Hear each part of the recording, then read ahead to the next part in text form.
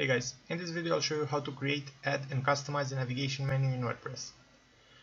For starters, make sure you're in your WordPress's dashboard, and from here go to Appearance and then click on Menus.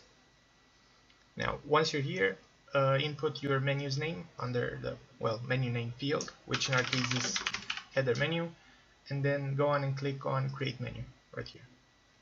Afterwards, you'll see that your menu has been created and you have to add your pages in it. So if you have more pages you want to add as opposed to pages you don't want to add, just click on Select All, and then you can just uncheck the ones you don't want in the menu, such as privacy and terms and conditions in our case, and then click on Add to Menu. Now, once the pages have been added, you can rearrange the order they're in just by holding your left mouse button and dragging them up and down, such as the home being the first one, followed by maybe, let's say, the blog, contact being the last one, and so on. Now, if you have a page that has a longer name, such as this one, make sure to change it by clicking on it and then editing the navigation label to something shorter, such as Hire Us.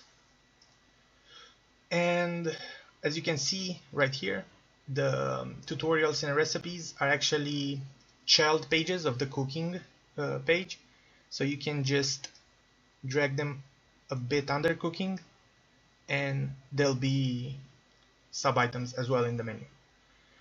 Once this is done, make sure to choose the display location of the menu, which in our case and on this theme is top menu, and then proceed to saving it right here. Once it's saved, confirm with the live page, and here it is: home, blog, Hire Us, which is the shorter navigation label for the longer name, as you can see in the bottom left; cooking, which has the child pages, tutorials and recipes; and contact, the way we rearrange it. This is it, guys. I hope it was of help. Don't forget to subscribe to our YouTube channel and follow us on social media. The links are in the description. Thanks for watching and see you next time.